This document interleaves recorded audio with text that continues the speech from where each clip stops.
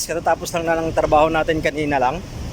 So, nagpapawis ulit ako, naglakad-lakad dito sa kalye ng Duha. Tapos, dalawin ko yung aking kaibigan dun sa barber shop ng City Cut Salon. So, matagal-tagal ko na rin silang hindi nakikita doon. Kasama natin sila sa vlog para ma-update naman. Napagpahinga naman ako kanina sa bahay, tapos umalis ako at nagpapawis para malabas yung toxic sa katawan. Ay, malapit na tayo sa barbershop.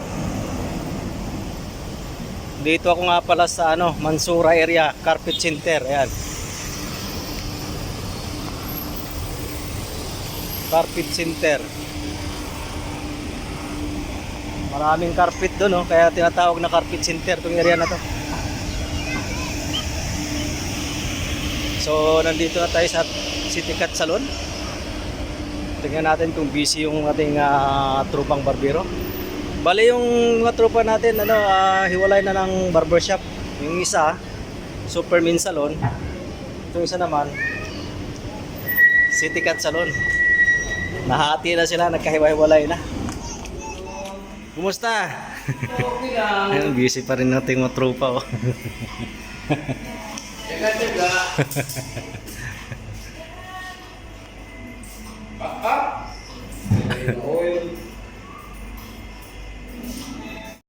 Papagwapo ka na naman dyan. Tapos na ng customer mo? Dami mo na palang customer, ano? Ayaw ni Alex dito eh. Paano kung wala ang babae dito?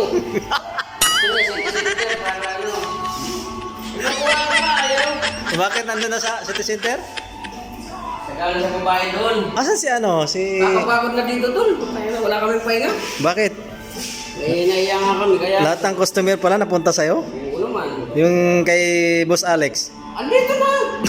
Kila Francis. Nandito na? Oo. Grabe. Kay Francis naman kasi. 1, 2, 3, 4, 5. Dati, 2 lang yan. Aba, kumikita kabuhayan kaibigan natin dito. Kay Francis kasi iba naman ang balita dito. Ano? May something daw eh. May Di ba, something. Dinis? Dinis?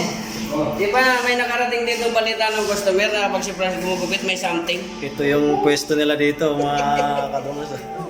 Pati balayan rin pala, tinitira mo na. Oo naman. Yun nga ang masarap eh. May banlahe. Balay, tinitira na rin niya yung gugupit, ha? Ala na, pinasok ko ni Dinis yung gabi ng barbershop. Pagsasara na. Tambay lang ako dito, mga kadungos. Magsasara na yung isang barbershop sa gabi. Iniikot ako. Ikot mo ba? Hop! Habang nagawa na, ginugulo ko yun. Ang ganda kasi dito sa City Cut, pag nagpapagupit tayo, mga kababayan natin dyan, no? Kakaibang datingan dito. Sa Mansura, sa may Carpet Center, tabi. Pag gusto niyang mga matitinong barbero, dito lang kayo sa... O, yung mga kasama ko sa trabaho dyan, punta na kayo dito sa City Cut. Meron silang mga special, papayero doon. mga special, ano pa sila dito, yung service na, ano ba yan? Marami, hydra facial, Oo, BB glow, manicure, pedicure, foot spa.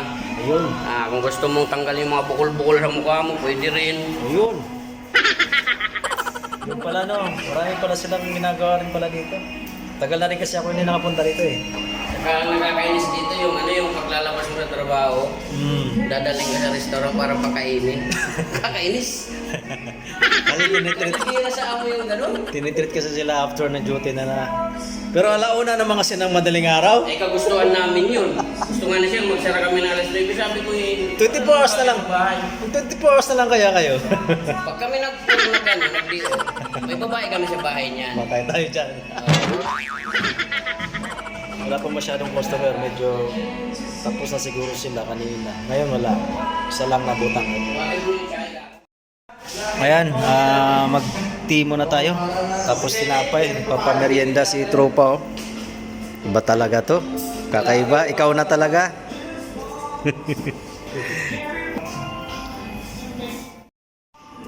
Mamon ba to, mamon? Cupcake. Cupcake na mamon. Merienda. Habang nakikinig ng music ng Sweet Notes. Copyright ako. One another. Patay mo na to, kape na tapos. Ang tawag nito, ano? Parang red tea, no? Red tea ba to? Sa Limani? Hindi namang red, more parang kape.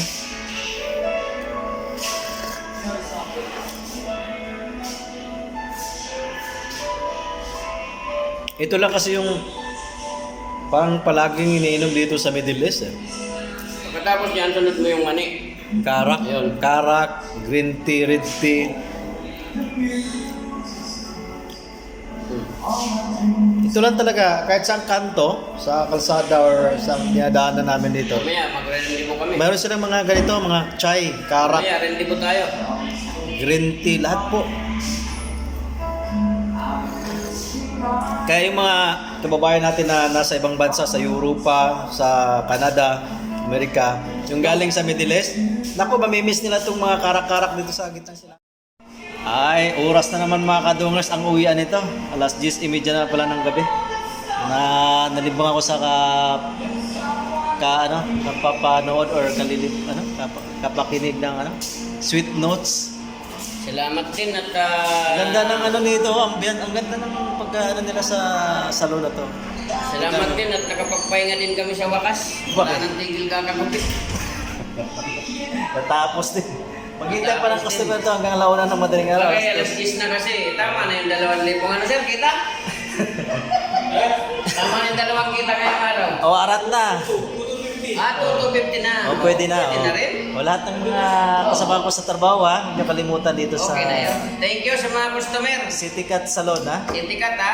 O, yan. Malapit lang sa Carpet Center. Biyahe pa kasi ako, mag-withdraw pa ako, iwi na ako. Sama nyo na yung mga kaibigan nyo. Kami bahala. Pakukuhin namin sila. Ayan.